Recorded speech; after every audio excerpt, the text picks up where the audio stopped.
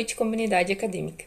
Estamos aqui, esta noite, para dar início às apresentações dos trabalhos da 24ª Mostra Científica, que novamente será exibida inteiramente de modo online. E nesse momento, será apresentado o grupo de trabalho dos acadêmicos do curso de Engenharia Elétrica. O primeiro dos trabalhos será apresentado pelo acadêmico Alexandre Rodrigues da Costa e tem como título a automação no rótulo foil para garrafas retornáveis. Orientamos que as perguntas, elogios, sugestões sejam realizadas aqui no chat no YouTube. E assim que possível, o acadêmico estará respondendo os questionamentos. Então, vamos conferir. Boa noite a todos, meu nome é Alexandre Rodrigues da Costa, estou cursando o curso de Engenharia Elétrica. O meu trabalho é sobre automação do rótulo foil para as garrafas retornáveis. Metodologia. Foi feita uma pesquisa com nossos clientes e foi observado que os nossos clientes não só querem ter uma boa qualidade do líquido do nosso produto, mas também com a estética. Então, por isso, eu vou mostrar para todos vocês as modificações que teve que ser feito na máquina para que nós pudéssemos colocar a nossa garrafa com um design mais atualizado. Rotuladora. Rotuladora é uma máquina que ela faz rotulagem da garrafa. A primeira máquina, ela foi feita na Alemanha, ela rotulava mais ou menos 1.500 garrafas por minuto, por hora. Hoje nós temos máquina que elas chegam até 80.000 garrafas por hora, a parte de rotulagem. Essa é as nossas duas máquinas onde foi feito as modificações. Então essas máquinas, elas trabalhavam normal com os rótulos que tinham, mas porém com esse rótulo foil, foi feito algumas modificações nessa máquina que serão mostradas para todos vocês. Então, essa parte aqui, ó, que é o nosso rótulo foil. Então, esse rótulo que foi implementado na garrafa. Então, esse aqui é o rótulo, atrás o contrarótulo. Onde não tem esse rótulo foil, tem o que nós chamamos de colarinho. Então, o que vai ser tratado vai ser a modificação para ser colocado esse rótulo foil na garrafa. Controle de rótulo. Então, nós temos uma máquina que chama inspetora. Então, essa inspetora ela vai inspecionar todas as garrafas que passam ali. Então, se tiver com todos os rótulos ok, ela manda passar para a produção. Se ela não tiver, se algum dos rótulos da garrafa não tiver ok, ela manda para rejeição. Então, nessa máquina, nós tivemos que fazer mais uma receita para que ela pudesse enxergar também esse rótulo foil, que se de repente tiver ok, ela manda passar, e se não tiver ok, ela manda rejeitar. Então, só para mostrar para vocês aqui, vamos considerar que aquela rotuladora que foi mostrada, ela está aqui. Então, passa as garrafas aqui no ponto de medição. Então, se tiver tudo ok, ela manda para a produção. E se ela não tiver ok, ela tem esse pistão pneumático que manda para rejeição, onde está aqui garrafa separada. Então, ela tem a inspeção que ela fica aqui, e tem inspeção também que da rotuladora manda o sinal para o inspetor para mandar rejeitar ou para mandar para produção. Então, essa aqui é a nossa máquina de inspeção. Então, só para vocês conhecerem. Então, aqui eu tenho toda a inspeção necessária que eu queira habilitar para a garrafa. No nosso caso, a receita que foi feita foi dentro dessa máquina para ela poder enxergar os rótulos foil na garrafa.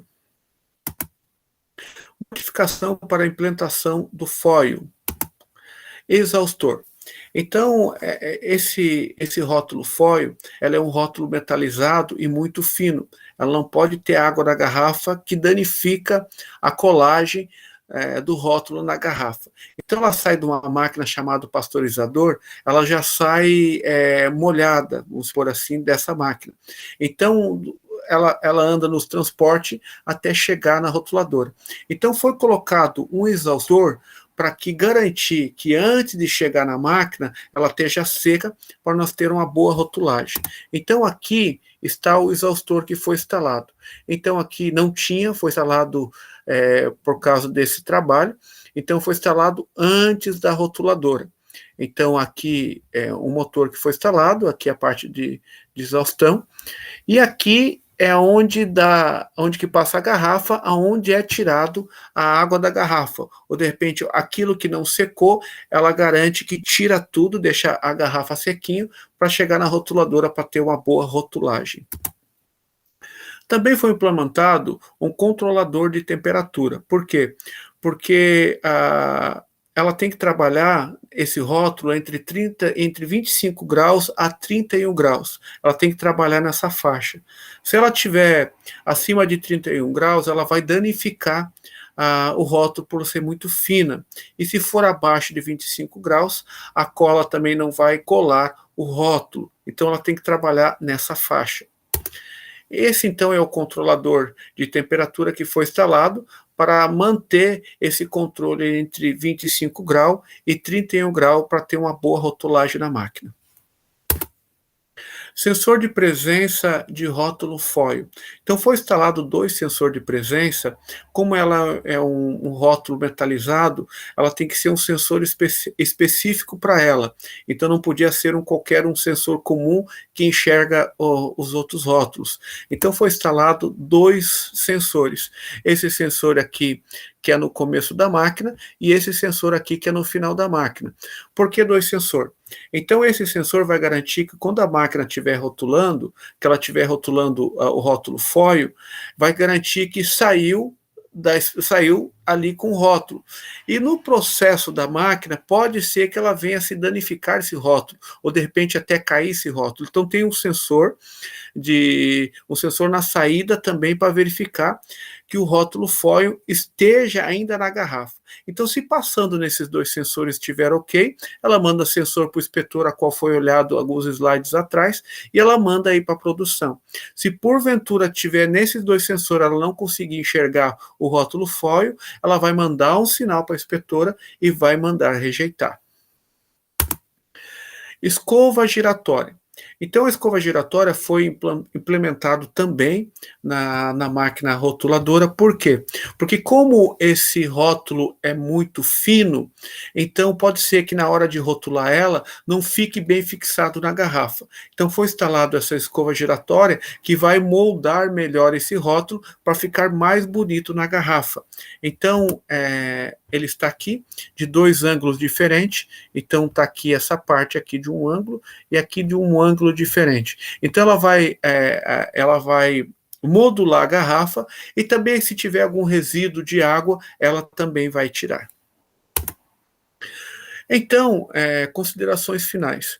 Então, todo esse trabalho, que foi um trabalho grande, não parece, mas foi um trabalho muito grande, tivemos a ideia de bastante coisa, mas também precisamos também de técnicos terceiros, né, profissionais de fora, para que nós ajudássemos. Então, nós trocando nossos conhecimentos, nós fomos ajudando eles a alguma coisa que eles não tinham conhecimento, como eles também nos ajudaram nós de alguma coisa que também nós não tínhamos conhecimento. Então, a ajuda de nós todos juntos, conseguimos, num determinado tempo, de fazer essa modificação. No final, deu tudo certo, o aprendizado foi muito grande, e conseguimos sanar essa parte, e fazer funcionar aquilo que os clientes mais pediram, que era um design mais bonito das nossas garrafas.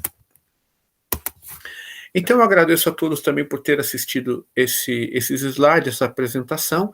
Então, eu agradeço a todos, muito obrigado, tchau. Muito obrigada ao acadêmico Alexandre Rodrigues da Costa e parabéns pela sua apresentação. Lembramos que os questionamentos aos acadêmicos devem ser realizados aqui no chat, ao vivo. Olá, eu sou o acadêmico Jean Marques da Cruz, sou acadêmico do curso de Engenharia Elétrica. Minha orientadora é a Natiele Valdrigues Branco. Eu vou falar um pouco sobre o tema do meu TCC. O uso do precipitador eletrostático para reduzir a poluição ambiental em caldeiras de biomassa. Este trabalho apresenta uma pesquisa bibliográfica realizada sobre o precipitador eletrostático, seu conceito e funcionamento, sendo que a instalação deste equipamento pode diminuir muitos resíduos jogados no meio ambiente. Como reduzir a emissão de partículas na atmosfera emitidas pelas indústrias que possuem caldeiras de biomassa? Justificativa: implantação do precipitador eletrostático, reduzir material particulado na atmosfera, evitar impactos ambientais e atender leis ambientais. Objetivo geral: realizar um estudo sobre o precipitador eletrostático em caldeiras de biomassa, abordando os conceitos da elétrica, que são primordiais para o funcionamento deste equipamento, através de pesquisa bibliográfica. Caldeira de biomassa. A caldeira foi inventada no final do século XVII e no início do século XVIII para gerar vapor. Utiliza os seguintes combustíveis: biomassa, óleo e gás natural, que geram cinzas, material particulado, resultante da queima da biomassa. Elas podem ser aquatubulares e flamotubulares. Uma caldeira aquatubular, ela passa água por dentro do tubo e a fonte de calor está externa ao tubo. Na flamotubular é o inverso. A água fica fora do tubo e a fonte de calor passa por dentro do tubo. Equipamentos usados na remoção de cinza: filtro ciclone, filtro manga e o precipitador eletrostático. O filtro ciclone, ele remove as cinzas por meio de força centrífuga, porém ele acaba captando só partículas de maior densidade e maior tamanho. O filtro manga, ele é eficiente na remoção de cinzas, porém o filtro ele tem uma resistência muito grande à vazão de gás. O precipitador eletrostático iremos abordar a seguir. Aqui uma imagem de uma caldeira sem nenhum tipo de tratamento contra geração de cinzas. Circulado ali a imagem dos gases saindo carregado de cinzas. CONAMA. O Conselho Nacional do Meio Ambiente, CONAMA, através da resolução número 436, estabelece limites máximos de emissões de poluentes enviados à atmosfera. No artigo 3, os principais itens descritos pelo CONAMA definem as fontes de emissão conforme capacidade de suporte.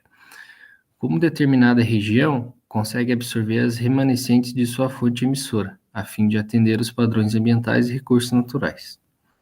Controles de emissões. São procedimentos que têm como finalidade reduzir ou prevenir a liberação de poluentes na atmosfera. Emissão. São envios de qualquer forma de matéria sólida, líquida ou gasosa na atmosfera. Já no artigo 5, o CONAMA impõe limites de emissões atmosféricas mais restritivas em áreas consideradas próximas às cidades, onde necessita de controle de qualidade de ar, bem como gerenciamento, deixando a seu critério o órgão ambiental licenciador. Esses limites são definidos pela potência térmica da caldeira. Dependendo da potência térmica, ele tem um limite aceitável de emissão de poluentes. O Instituto do Meio Ambiente, IMA, utiliza como base o Decreto 6.514 de 2008, que descreve no artigo 61 da seção 3, subseção 3, que causar poluição de qualquer natureza em níveis tais que resultem ou possam resultar em danos à saúde humana ou que provoque a mortandade de animais ou destruição significativa da biodiversidade, sendo que os valores da multa podem variar de 5 mil a 50 milhões de reais. Abordando então sobre o precipitador eletrostático. O precipitador separa e coleta partículas em suspensão no fluxo gasoso, por meio de um campo eletrostático unidirecional ionizante. Ele é destinado à captação de partículas em suspensão aos gases. Em 1824, Hohlfeld conseguiu tornar límpido o conteúdo de um cilindro contendo névoas, utilizando para um ponto eletrificado no seu interior. Em 1908, Contrell patenteia um precipitador eletrostático, utilizado com sucesso em uma fábrica de ácido sulfúrico, de Pinole, Califórnia. Aqui um pouquinho do processo. Então, a caldeira ela recebe a biomassa. Essa biomassa é queimada, ela libera energia que acaba aquecendo a água e virando vapor, e resultado da queima da biomassa geram as cinzas, que são arrastadas pelos gases de exaustão. Como esses gases são expelidos direto para a chaminé e contém cinzas, partículas que são poluentes, você precisa achar uma forma de captar elas. O precipitador eletrostático, ele funciona com um campo elétrico contendo íons e acaba carregando essas partículas. Essas partículas são atraídas pelas placas coletoras e são removidas dos gases, e os gases são liberados pela chaminé. Relembrando que o precipitador eletrostático ele é usado para o controle de poluição de ambiente e é utilizado para atender leis ambientais. Ele não altera alguma eficiência de processo nem da caldeira. Os componentes do precipitador eletrostático. Eletrodo de emissão ou de descarga. O eletrodo de emissão tem como função criar um campo elétrico de grande intensidade, a fim de ionizar as partículas junto aos gases que serão filtrados. No eletrodo de emissão, é aplicada uma alta tensão, e essa alta tensão dispara íons, que criam um campo elétrico e são atraídos pelas partículas. Eletrodo ou placa de coleta. O eletrodo de coleta tem campo oposto ao das partículas. Ele é positivo aterrado. Sua função é atrair as partículas ionizadas e mantê-las coladas à placa até que ocorram as marteladas e as placas vibrem. Os batedores ou martelos são utilizados para remover as partículas que estão acumuladas nas placas de coleta. Então, conforme vai carregando as placas de coleta, vai acumulando partículas grudadas nela, entra o batimento dos martelos, que fazem as placas vibrarem e as partículas caírem pela gravidade até o ponto de coleta. Coletores. Após as partículas caírem das placas, são armazenadas nos coletores, localizados no fundo do precipitador. Os coletores são correias transportadoras que transportam a cinza até um silo de armazenagem, o qual é retirado e descartado corretamente. Sistema de alimentação. Sistema de alimentação é composto pelos seguintes componentes sistemas: transformador, elevador de tensão, retificador para alta tensão, sistema controlador e sistema de potência. O transformador, o painel de retificador de controle, ele inicia com a tensão primária de 480 volts, ele retifica a tensão, modula a frequência e trabalha em média de 45 kV no secundário. A ionização e campo elétrico. A ionização do campo vem desde o princípio da matéria de excitação do átomo. Então, o átomo, quando ele recebe muita energia, os íons acabam se agitando. Quanto mais aumenta essa energia, mais agitação, e os íons acabam fugindo da órbita do átomo. Esses íons são íons negativos. É o mesmo que ocorre no precipitador. A formação do campo elétrico é formada devido à agitação dos íons e acaba liberando íons, formando uma nuvem de íons entre as placas do precipitador. A intensidade do campo pode ser medida pela fórmula a seguir. A intensidade do campo é igual à tensão aplicada sobre a distância entre o eletrodo de emissão e as placas de coleta. O carregamento das partículas. Então, por meio dessa liberação de íons, que a gente chama de efeito corona, as partículas elas acabam sendo carregadas. Ela acaba sendo absorvendo as cargas negativas, até sua carga ficar totalmente negativa. Os diâmetros da partícula maiores que 1, o carregamento por campo é dominante, e para diâmetros menores que 1 é por difusão. Carregamento por campo através do deslocamento dos íons pela linha de força elétrica entre o eletrodo de emissão e placa de coleta. Nessa imagem vou descrever um pouco melhor. Quando a carga do íon é igual a zero, ele está absorvendo. Quando a carga da partícula é igual, quando a partícula está saturada de íons, o campo vai repelir e ela vai ser atraída pelo campo positivo. E ela vai colar nas placas de coleta.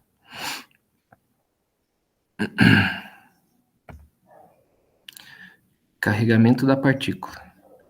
A equação que estima a quantidade absorvida pela partícula a seguir. A carga elétrica da partícula é definida pela permissividade do vácuo, que é uma constante dielétrica da partícula, modelo adimensional, o diâmetro da partícula e a intensidade do campo elétrico. Alguns dados da partícula são dados que são feitos amostras e análise em laboratórios. Velocidade de migração. A velocidade de migração das partículas é o tempo em que a partícula carregada demora para se deslocar até o ponto da placa de coleta. Então, a partir do ponto que a partícula está saturada de íons negativos, essa equação define o tempo que ela demora para chegar à placa de coleta. Tendo todo o arraste da força dos gases, a gente precisa calcular para saber uma área eficiente para a placa de coleta do precipitador. Ela é definida por a velocidade dos gases de migração é igual a carga elétrica da partícula, fator de escorregamento de Cunningham, viscosidade do gás, diâmetro da partícula e intensidade do campo elétrico. Área de coleta do precipitador. Para determinar o tamanho total do precipitador, necessitamos ter conhecimento do processo. Dessa forma, devemos analisar alguns dados que devem ser fornecidos pelo cliente ao fabricante. São eles: vazão de gás a ser tratado, temperatura de gás, teor de gás, umidade, teor de pó no gás, eficiência de coleta, composição química do gás, composição química do pó. A equação de Deutsch determina o valor de W, que chamamos de velocidade de migração das partículas no gás, em função da área específica de coleta. Utilizando o valor de W, conseguimos determinar a área total do precipitador. Então, a gente sabendo a velocidade de migração de partícula do pó, tendo a vazão total de gás, sabendo a eficiência que quer, nós modulamos a equação, isolamos a área e temos o valor da área total que a gente necessita. Resultados e discussões. Essa pesquisa classifica como bibliográfico e foram observados minha experiência como profissional da área e estudos como fabricante do equipamento. Desta forma, procuramos entender a legislação ambiental e o processo de geração de cinza. Logo assim, aprofundamos o assunto precipitador para saber seu funcionamento, operação e como são calculadas as grandezas elétricas do equipamento na remoção de cinzas. Como resultado desse estudo, analisou-se os temas referentes à instalação ou não do precipitador eletrostático, de acordo com o tamanho da empresa, e para o sistema elétrico foi escolhido como tema a otimização das cargas e distâncias dos eletrodos. A eficiência do precipitador é de suma importância para definirmos o quanto de partícula está sendo capturado e não está indo para a atmosfera. Para que a eficiência do precipitador seja mantida, devemos analisar controle de tensão, alinhamento das placas e batimentos.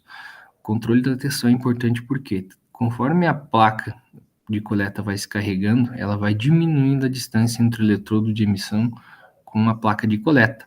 Quanto menor a distância, menor a resistência. Acaba ocorrendo faiscamento.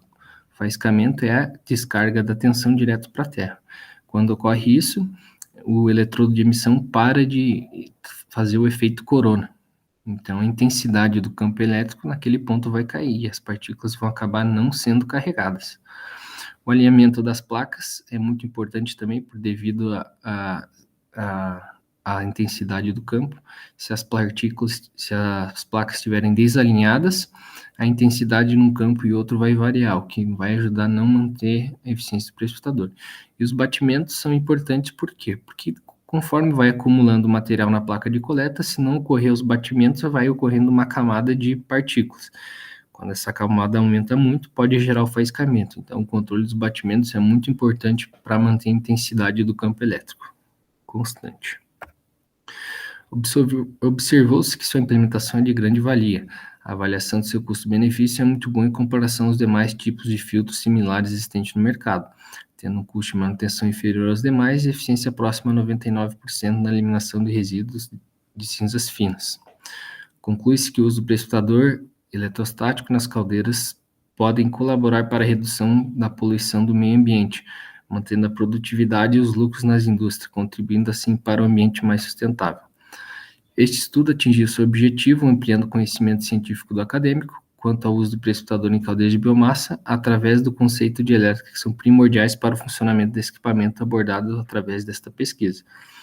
O aporte teórico dessa pesquisa foi embasado em autores renomados, que abordam o uso do precipitador na indústria e seu benefício como a redução de poluentes no meio ambiente. Agradeço a minha família por ser meu exemplo e apoio nesta graduação, especialmente a meu pai, Jair Cruz, in memoriam, que sempre me apoiou e deixou muitos ensinamentos de vida. Te amo. Agradeço a minha orientadora Natiele, aos membros avaliadores da banca e todos os professores do curso. As referências. Fim. Se você está achando legal este formato de apresentação, deixe seu like e compartilhe o link dessa live com seus amigos. E se você está gostando das apresentações, deixe seu comentário, que ficaremos muito felizes com a sua participação. Convidamos agora os acadêmicos João Vinícius Anela Silva e João Vitor do Carmo Nunes para a sua apresentação. Bom, boa noite a todos. Me chamo João Vinícius e hoje vou apresentar um projeto de integração entre uma assistente virtual e uma automação de baixo custo. Foi desenvolvido junto ao professor orientador Adriano Garcia, com participação do acadêmico João Vitor. Então, boa noite a todos. Primeiramente, uma breve introdução. A automação ela está presente na vida de todos nós, mesmo que indiretamente. E a domótica ela é o ramo da automação que é desenvolvida para residências e edifícios. Ela tem o intuito de agregar maior qualidade de vida, conforto e praticidade aos moradores do local. O intuito dessa pesquisa é verificar se é possível uma automação de baixo custo em residências interligada a um assistente virtual, agregando o comando por voz ao sistema e verificar também se traz benefícios reais ao usuário. A ideia principal é justamente demonstrar se existe a viabilidade técnica e financeira para desenvolver a automação residencial junto a um assistente virtual. Falando um pouquinho mais sobre a automação. Primeiro, a gente precisa entender qual é o princípio de uma automação. De forma simples, a gente tem 4 integrantes: os sensores, o controlador, os atuadores e, por fim, a interface. Os sensores eles são responsáveis por coletar os dados e as informações e as enviar para o controlador. O controlador, por sua vez, processa e aplica em sua programação de acordo e com isso ele decide o que fazer com os dados recebidos e toma ações a partir dos atuadores, que são a forma de se alterar alguma característica do meio em questão. E a interface, por sua vez, ela tem o objetivo de proporcionar ao usuário a interação com o processo. Quanto aos dispositivos, antes de se testar na prática, é necessário realizar uma pesquisa e definir quais os dispositivos serão utilizados. Um dos primeiros é assistente virtual. Hoje no mercado, temos 2 modelos principais, a Alexa da Amazon e o Google Home. Para o projeto, foi optado pelo uso do dispositivo da Amazon, por ser mais antigo do mercado e dispor de maior compatibilidade com outros dispositivos.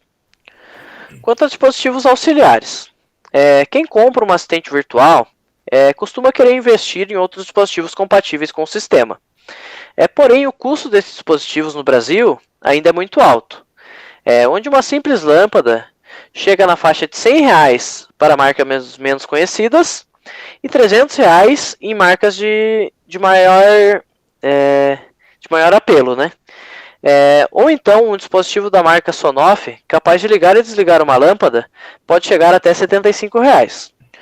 Quanto à escolha do microcontrolador, ao longo das pesquisas, o dispositivo que mais foi encontrado para automação de baixo custo foi o Arduino. Porém, ele é um dispositivo que tem o intuito principal de iniciar o contato com a automação e com a programação. Com isso, ele não possui boa precisão e contém falhas que podem atrapalhar o funcionamento contínuo do projeto. Além do fato de a gente precisar de um dispositivo que se conecte à rede de internet. O Arduino ele possui módulos capazes de agregar essa conectividade, porém acaba elevando muito o seu valor. Com isso, saímos em busca de outro microcontrolador. Bom, então, nessa busca a gente acabou chegando aos microcontroladores da família ESP. Quando comparados ao Arduino, exibem uma capacidade muito maior de processamento e conectividades nativas, que é o que precisamos. Na tabela, temos o comparativo entre eles, onde vemos que a família ESP já vem com uma conectividade Wi-Fi embutida. Ela tem maior frequência de processamento e uma arquitetura de dados superior quando comparados ao Arduino. Acabamos então optando pelo ESP32, por já ser utilizado comercialmente em climatizadores. Comunicação dos sistemas e hardwares. Precisamos então de uma forma de interligar a Alexa com o ESP32. Foram encontradas, então, duas formas. O Falximus ESP, ele é gratuito, porém, pela Alexa, ele só é reconhecido como lâmpadas, limitando apenas a capacidade do microcontrolador. Ou seja, se tu quiser ter 100 lâmpadas, desde que o teu microcontrolador suporte, será possível. Já o Sync Pro, que é a nossa outra opção, ele pode ser reconhecido como diversos dispositivos. No entanto, acima de 3 dispositivos, ele é pago. E vamos seguir com eles, justamente por essa disponibilidade de diversos dispositivos. O Sync Pro, ele permite, além de alguns dispositivos pré-cadastrados, a inserção de novos dispositivos, podendo controlar alguns fatores, sendo eles porcentagem, status, se está ligado ou desligado, o nível de tensão, e isso tanto para sensores como para os atuadores. Componentes e custo. Aqui então temos a relação dos componentes utilizados e o custo dos mesmos. Temos então o ESP, a Alexa e o Sync e os demais dispositivos, totalizando R$ 797. Essa pesquisa foi realizada em maio de 2021 e vale ressaltar que não é necessário investir tudo de uma única vez, sendo o investimento inicial necessário R$ 85 e os dispositivos podem ser adicionados aos poucos. O funcionamento foi dividido em duas partes. A primeira é sobre o funcionamento da Alexa e do Sync. Basicamente, não existe processamento de dados no local. Tanto o Sync como o Alexa trabalham com os dispositivos coletando os dados e enviando para seus servidores que os processam e os devolvem, para assim ser tomadas algumas ações. O smartphone já entra como outro ponto para o assistente virtual. E o ESP é o dispositivo que é capaz de entrar em contato com o servidor da Sync para poder ter a troca de informações. Tudo isso é feito via rede de internet. A segunda parte é quanto ao funcionamento dos sensores e os atuadores, onde cada um tem uma função. O sensor de temperatura é responsável apenas por indicar a temperatura atual ao usuário. O sensor de porta notifica o usuário quando alguma porta é aberta, podendo servir para segurança. O sensor de chuva detecta a presença de gotículas de água e comanda o fechamento das persianas externas automáticas. A boia elétrica, por sua vez, é instalada em reservatórios com água da chuva e serve para intercalar entre o fornecimento de água desse reservatório com o fornecimento de água da rede para, por exemplo, os vasos sanitários, fazendo até uma economia de água para o usuário. E a lâmpada apenas controlada por um relé.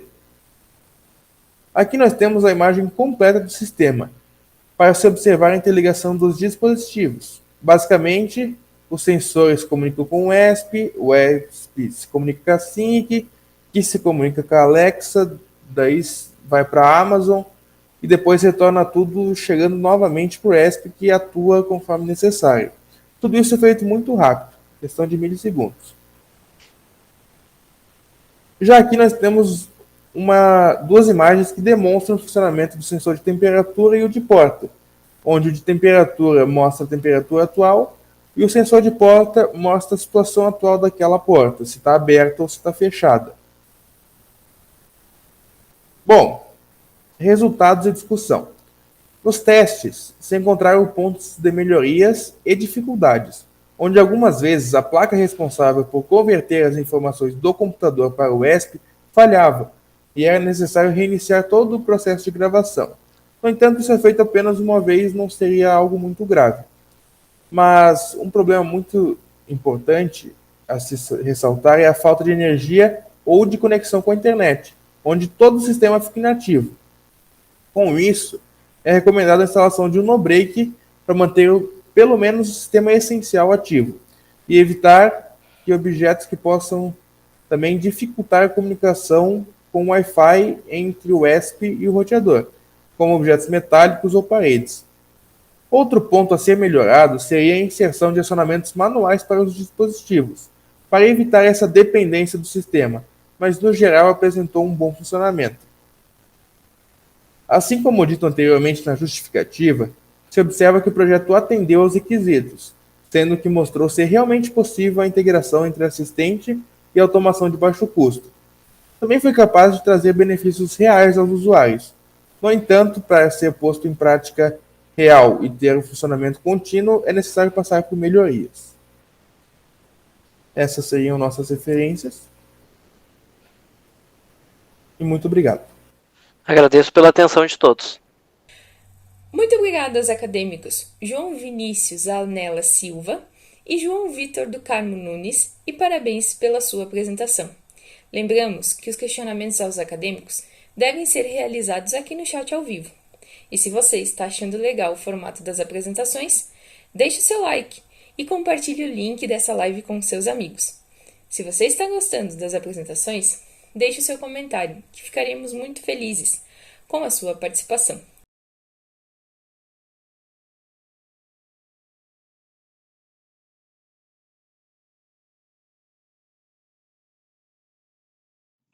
Dois, três.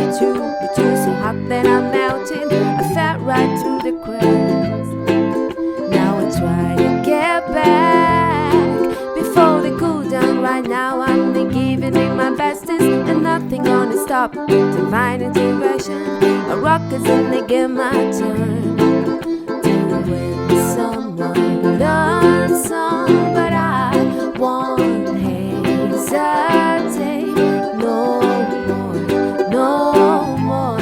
It cannot wait. I'm yours, but I won't hesitate no more, no.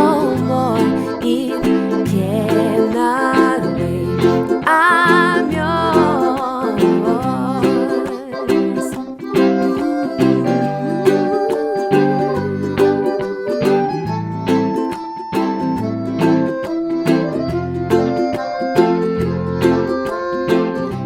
When open up your mind and see it like me, open up your plans and then you're free. Look into your heart and you find love, love, love. Listen to the music in the moment, people dance and sing. We're just one big family. It's in your gut for sneaker right to be alive. Love, love, love, love. So I won't hesitate no more, no more. It cannot wait. I'm sure there's no need to complicate. Our time is short. This is your fate. I'm yours.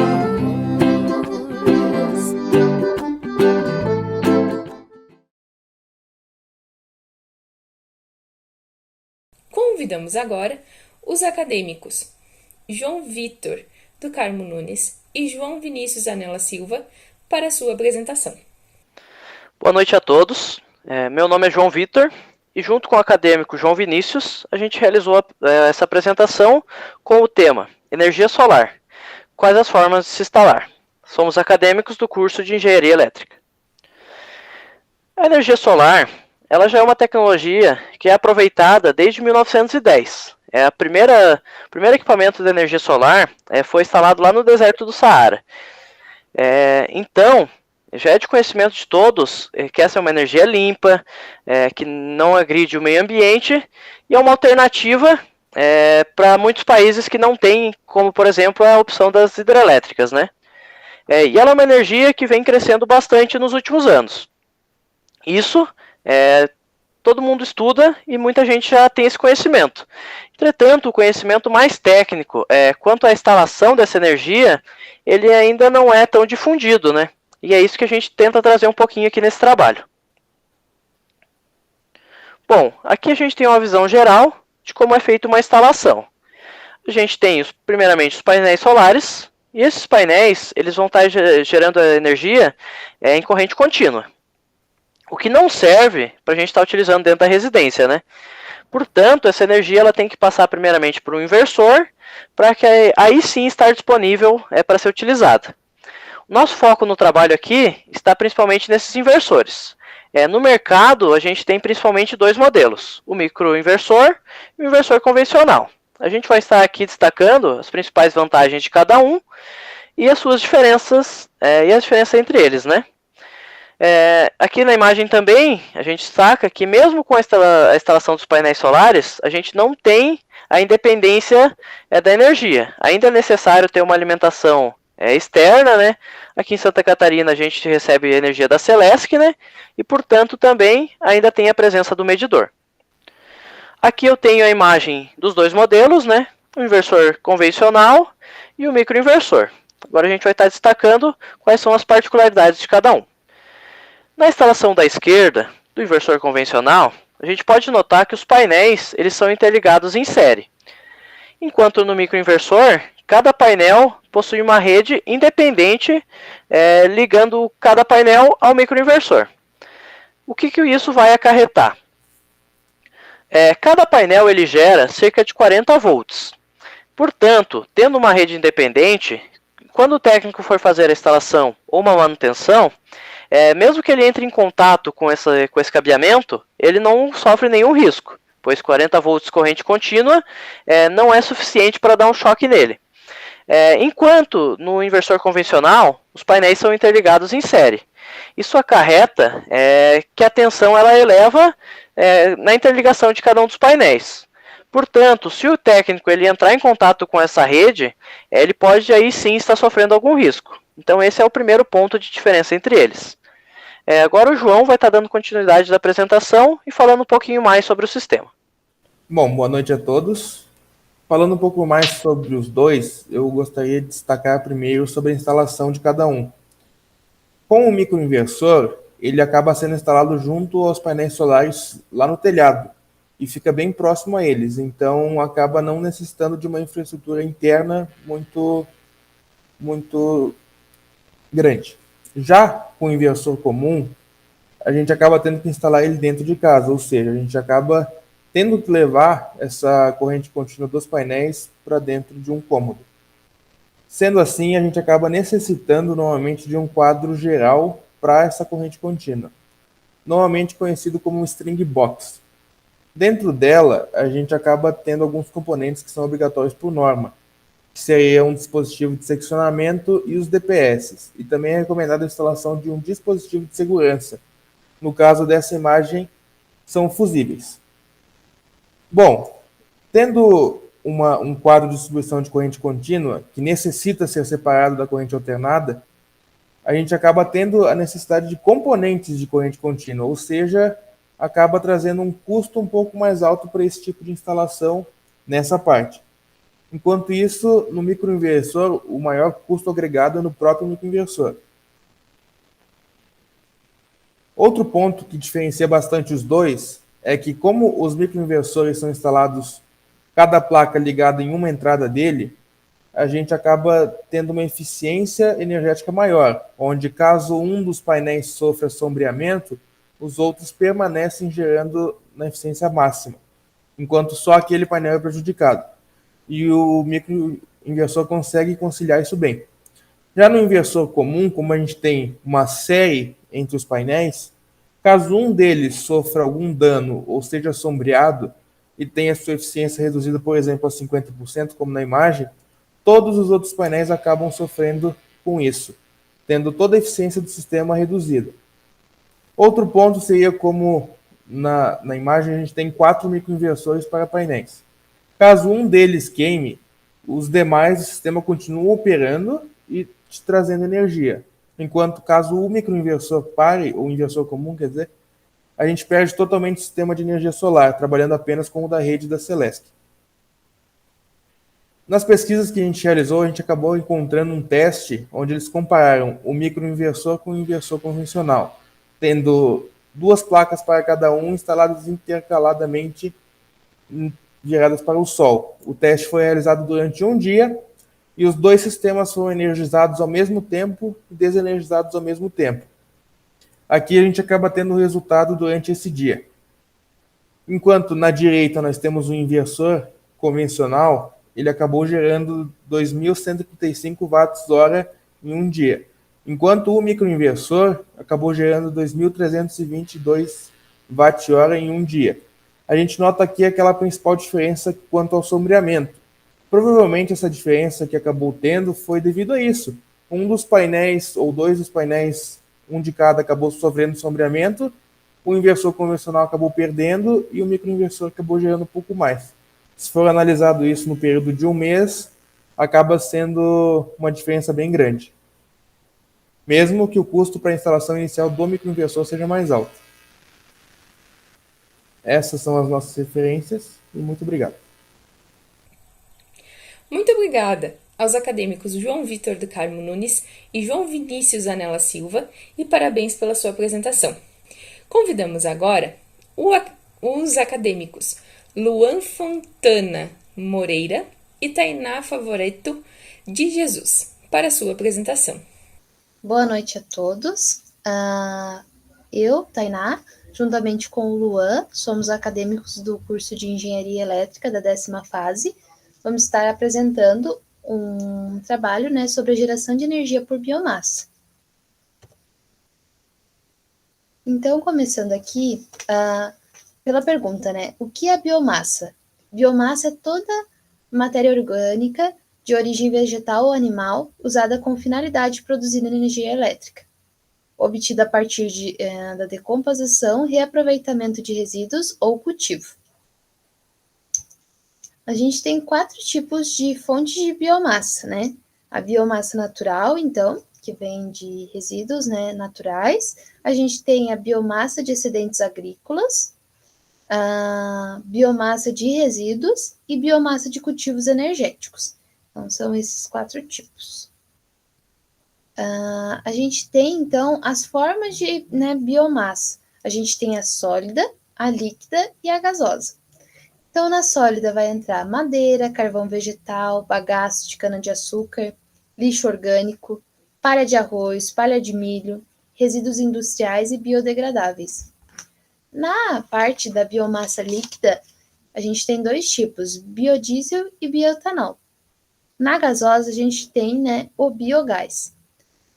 Aqui do ladinho, a gente tem um ciclo energético de biomassa, né? Da biomassa ali representando, então, a lenha, né? A árvore representando, né, a lenha e no resíduo de combustão. Então, é um ciclo só para representar como funciona. Aqui a gente tem um fluxo das termoelétricas, né? Nesse caso aqui, a gente tem uma área de reflorestamento, né? Tendo ali como fonte primária a madeira, né? Resto de madeira, de cavaco, enfim. Aí, onde essas fontes primárias vão passar pelo forno, né? Onde vai queimar esses resíduos, gerando vapor, né, nas caldeiras, e esse vapor, né, vai passar pelas turbinas e vai passar para o gerador elétrico, indo para a usina de distribuição. Aqui nesse sistema, a gente tem um sistema de resfriamento, né, onde o vapor vai passar por esse sistema e vai voltar novamente para a caldeira. Então, ele tem um sistema de resfriamento juntamente com a geração de energia. Então, esse aqui é mais para ilustrar, né, como funcionam as termoelétricas. Então, boa noite a todos. Eu vou falar um pouco agora sobre a utilização da biomassa como fonte de energia no Brasil e no mundo. Eu começo diferenciando, então, 2 conceitos que acabam sendo confundidos quando você faz as pesquisas em relação à geração de energia elétrica, que são a matriz energética e a matriz elétrica. A matriz energética, ela representa o conjunto de fontes de energia usadas para diversas finalidades, enquanto a matriz elétrica em si, ela reúne só aquilo que é utilizado para a geração de energia elétrica.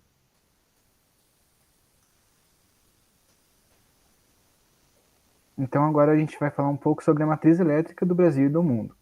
Aqui no gráfico da esquerda, a gente tem a matriz elétrica mundial no ano de 2018, onde a biomassa representava 2,4% da energia elétrica gerada. Já na matriz elétrica brasileira, em 2019, a biomassa corresponde a 8,4% daquilo que é gerado. Um fato que é legal da gente destacar aqui é que o gás natural ele não entra como biomassa. Apesar de ter natural no nome, ele é obtido no mesmo processo de obtenção do petróleo, durante o processo de furação. Então ele entra como um combustível fóssil e não como uma biomassa.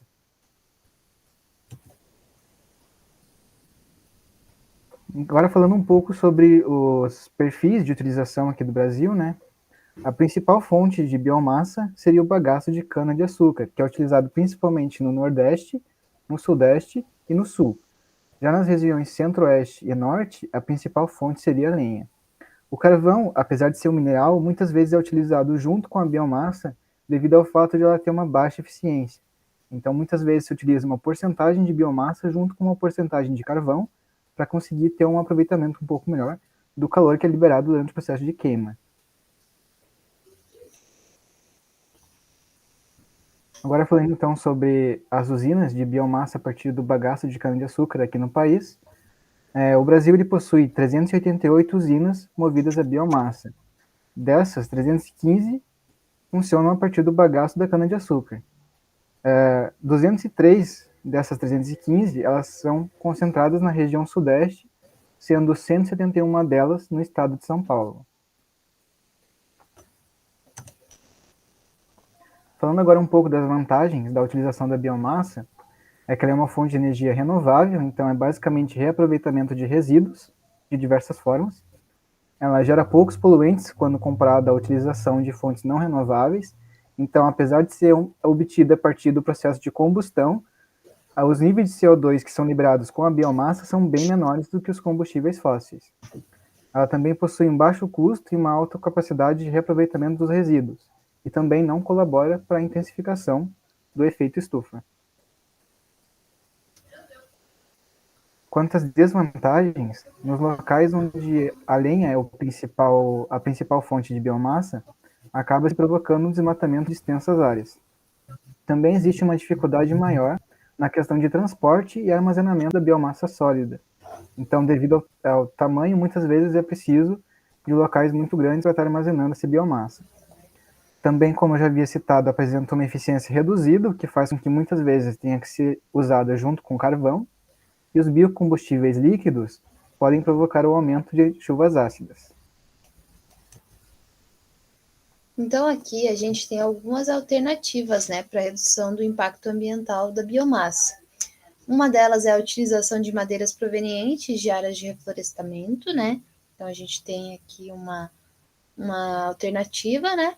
E a segunda alternativa seria reduzir e controlar o uso da biomassa líquida, que seria o biodiesel e o bioetanol.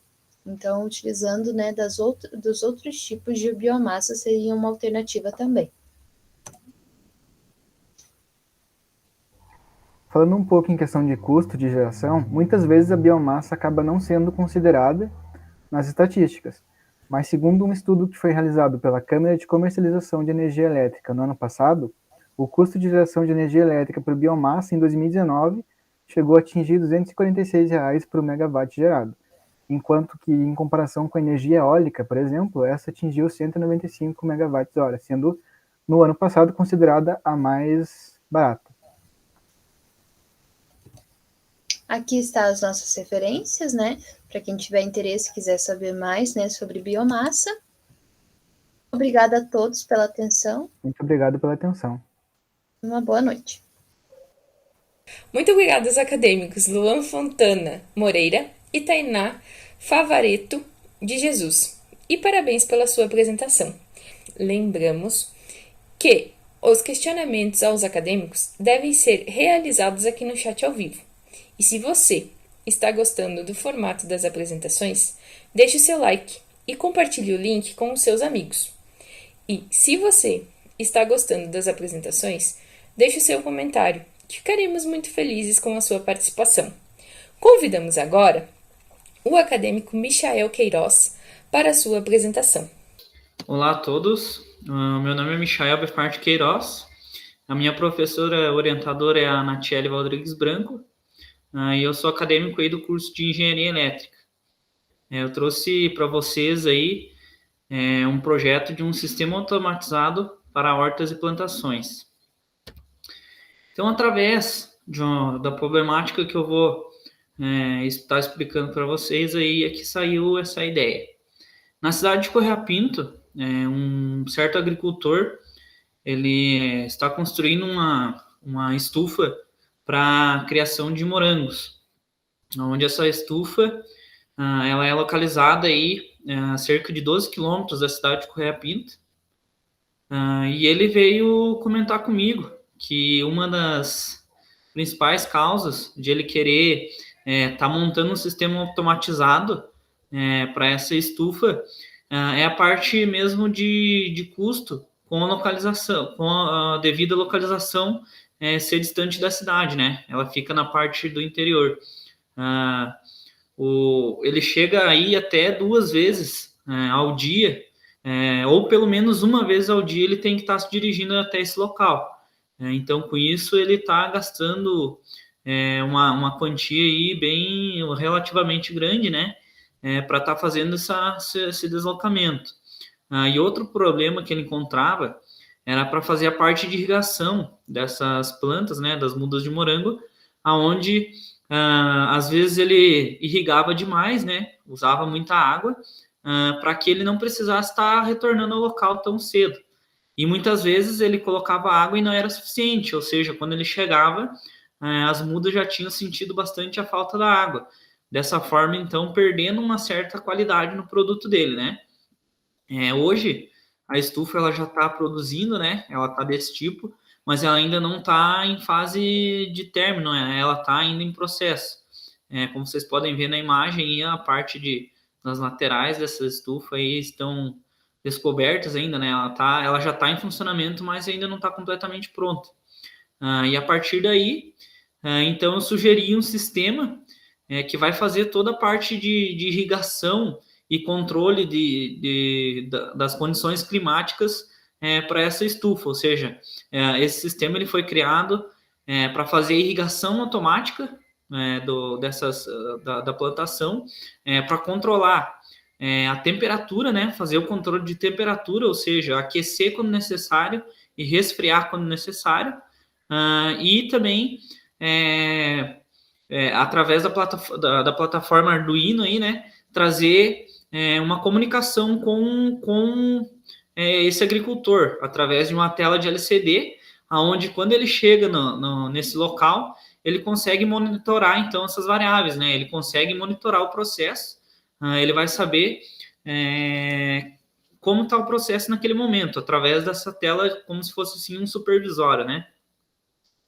E dessa forma, então, ele não precisaria estar indo até a plantação diariamente, somente quando ele achasse necessário, pois esse sistema ele funciona automaticamente e sozinho, né? Então, dessa forma, tornaria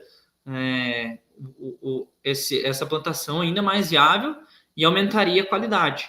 Mas para mim testar esse sistema, se ele realmente seria viável, né, para instalação, eu estive criando um protótipo, onde esse protótipo ele ia exemplificar essa estufa e dessa forma eu conseguiria fazer testes para realmente ver a questão de viabilidade desse projeto. O objetivo geral criar um sistema para monitorar e fazer o controle de certas variáveis de uma horta e executar um protótipo para fazer o estudo de eficiência e custo-benefício para a implantação real do projeto. Então, aí, aqui a gente já tem a parte construtiva, né, desse protótipo. A gente pode estar analisando essas imagens aí, tipo um protótipo de uma estufa, né, para ser feita a refrigeração. Então, para exemplificar a refrigeração, eu utilizei coolers de computador, né? É claro que na planta real, né, vão ser utilizados ventiladores, e para a parte de aquecimento eu utilizei uma lâmpada incandescente, que ela vai gerar o calor, né? Dessa forma aquecendo o local. E aí na planta real vai ter um sistema próprio, né, de aquecimento, mas isso somente para fazer os testes de viabilidade desse sistema. Aqui a gente já tem, então, a estufa com o sistema de refrigeração montado e o sistema de aquecimento, né? O bocal ali para utilizar a lâmpada e os coolers para fazer refrigeração. Aqui a gente tem, então, a parte de encanamento para fazer irrigação e a parte de eletrônica ali. Como vocês podem perceber, então, foi isolado toda a parte da eletrônica desse sistema do meu processo físico, né? Para não entrar em contato até mesmo com poeira, com terra, com água. Dessa forma aí, fazendo com que fique separado toda a parte de eletrônica da parte física. Aí na imagem da direita vocês conseguem perceber, daqueles fiozinhos ali são os sensores que vão ficar lá no físico transmitindo os valores do processo, né? Se o solo está úmido, se o solo está seco, a temperatura do ambiente, né? Qual a temperatura, e dessa forma aí o meu microcontrolador, através de uma programação, que eu fiz, ele vai estar tomando ações aí para estar estabilizando esse processo nos valores que eu bem entender, né? Nos valores que eu tá setando nesse programa. Aí a gente tem, então, a parte de LCD, que eu tive falando para vocês, onde vai estar demonstrando as variáveis do processo, a temperatura, a umidade do ar, né, a porcentagem de umidade do ar, e se o solo está seco e se o solo está úmido. Aí a imagem da direita, aí a gente já tem o projeto pronto para receber as mudas, né? E aqui eu trouxe um vídeo para vocês, para exemplificar aí a parte do nosso protótipo. Então aqui a gente tem já o projeto em funcionamento, né, o protótipo que foi criado, onde dentro desse protótipo que a gente já tem para fazer a exemplificação mudas de morango, como vocês podem ver. Essa parte aqui é a parte de encanamento, onde esses encanamentos que vão fazer a irrigação e através de uma válvula solenoide, onde uma ponta dessa válvula vai vir nesse encanamento e a outra ponta da válvula solenoide vai vir nessa outra parte aqui, que é onde vai ser ligada a mangueira com água. Para a gente fazer o controle de temperatura desse sistema, então foi utilizado esse sensor aqui, que é o sensor DHT11, onde esse sensor ele vai estar identificando para mim a umidade do ar e a temperatura. Então, esse protótipo, nesse exato momento, então, o sistema ele está entendendo que a temperatura ela está a menos da desejada. Por isso, esse sensor, então, ele mandou ligar o aquecedor, o sistema de aquecimento, que nesse caso, para a gente estar exemplificando, é a lâmpada, por isso que ela está acesa. A partir da hora que a temperatura ela estabelecer a média que eu quero, que para mim fazer esse teste eu escolhi uma temperatura de 18 até 28 graus, quando essa temperatura chegar a 18 graus, ela vai desligar a lâmpada. E quando ela passar, então, para que o meu operador ele saiba o que está acontecendo com esse sistema, como que está se comportando, foi criado, então, a tela LCD, que é onde ela vai estar criando uma interface entre o operador e o sistema. Através dessa tela, eu consigo saber que a minha temperatura, nesse exato momento, ela está em 17 graus, a umidade do ar está em 86%, e a condição que eu tenho do solo, então, ele está seco. Então, ele já manda que a válvula solenoide fique aberta. Então, a partir da hora que eu ligar a água, ele vai já acionar e vai molhar o sistema. Então, agora, eu vou estar fazendo a abertura da água.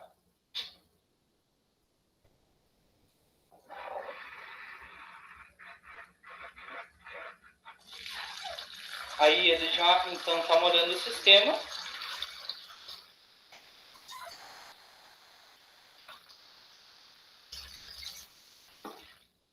Agora, o meu sensor ele já identificou que a água é suficiente, então ele mandou fechar. E dessa forma, a minha tela de LCD, ela também tem que fazer a mudança de estado, então ali a gente já tem o solo úmido. Então aí, a gente tem o vídeo explicando o trabalho, né? E como considerações finais, então, o projeto ele está em fase de implantação real, mas conforme muitas séries de testes, os resultados atingidos foram positivos. Uma vez que ainda não há uma estrutura pronta no momento para a implantação do sistema, para realizar testes mais exatos também, né? Os mesmos foram realizados no protótipo citado anteriormente. E mesmo fazendo teste com o protótipo, pode ser observado o quanto eficiente foi para melhorar a qualidade do cultivo das mudas e uma grande economia no que se refere aos gastos com a irrigação e como pode ser facilmente implantado em hortas e plantações. Na questão de viabilidade, acredita-se que o projeto ele pode ser viável a ponto que, com os testes realizados, houve a redução no consumo de água e aumentou a qualidade do produto.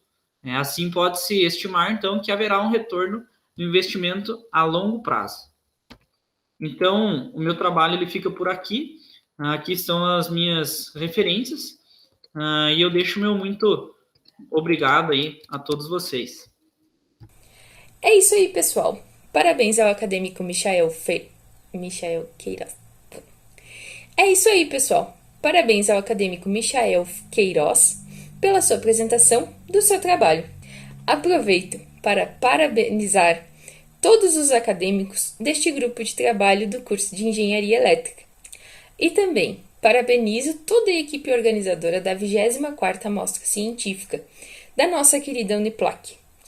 Esta live ficará disponível no YouTube, dentro dos canais de comunicação da Uniplac. Sendo assim, agradeço a participação de todos e a audiência e muito obrigada, até a próxima!